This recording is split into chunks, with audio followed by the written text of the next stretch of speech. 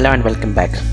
In this series of tutorial, we are going to discuss the small tasks that we are going to do on regular basis. These tasks would be related to coding and automation. So this will help developing algorithmic thinking, problem solving, as well as help in practice coding. We're going to take Python at the moment, and we'll be using Jupyter Notebook and any other IDE that you may want to use. So stay tuned. So today we are going to discuss creating a function that gives running total of a number of all the numbers in the list. So let's begin. For creating function, we need to write definition, then we're going to write down running sum. This is the name of the function. This will take list as its argument, and then what we are going to do, we are actually going to sum all the numbers in the list. So we would need to loop through all the numbers in the list. Okay, so let's just write down.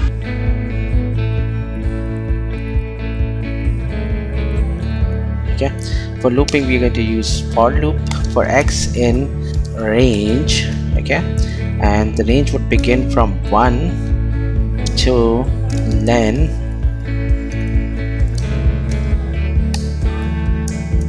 That means all the number. Len will count all the numbers that would be available in the nums list.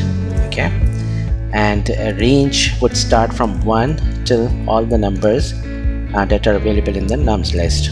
Okay, let's move forward without discussing range. Range is something that starts and that has an ending point, and it just helps in iterating through from starting to the ending point. And we are starting from index 1 because the first number will always give does not require any operations to be performed. The second number would need the first number to be added into it. So now we are going to iterate through index 1 to whatever the size of the list. Okay, so let's begin. List name is numx or just nums, and we're going to iterate through from x to the size of the list. So that is going to be x plus equals to nums x minus 1, and then we are going to return nums. Now let's try this function.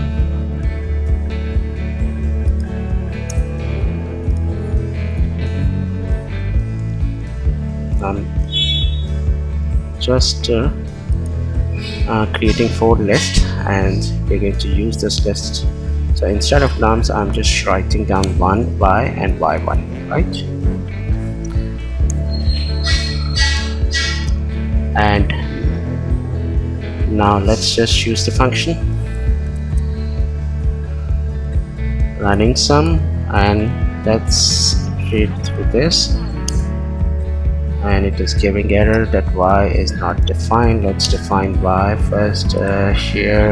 Okay, now we have defined y, and now it iterates through 1 2 3 4. So 1 plus 2 3, 3 plus 3 6, and 6 plus 4 10. So that's giving running total. Perfect. Let's try again one more time. Okay, and let's iterate through x. So I'm just iterating through x. That is again giving the same answer and running total, but let's iterate through x2. Okay, so now 1 plus 1 2 plus 1 3 plus 1 4. So that's perfect. We can do this thing using another module called iter tools. So let's do it using another module, and that has already a built-in function to get the running total.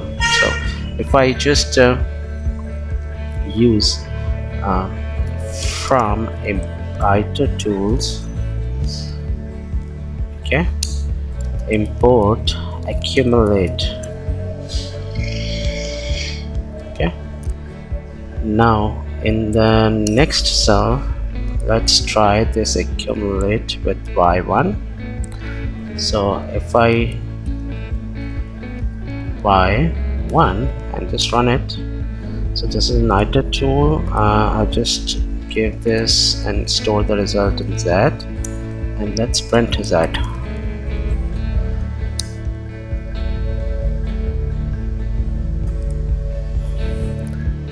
So it's giving the object name, and let's create a function to actually do this. So I'm just creating a function. The function's name is going to be running sum2. You can also name this function as running total, but here I've just given that it name as running sum2. So it's going to return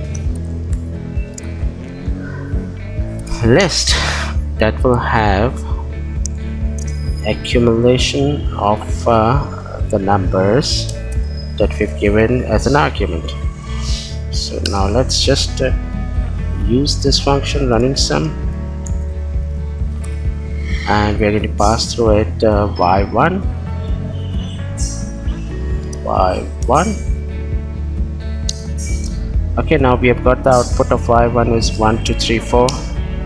Let's create two more lists, or maybe like change the items in the list. I'm just copying pasting. Here I'm using 5 and 6. Okay, and I'm again using running sum to just check it. So it's y.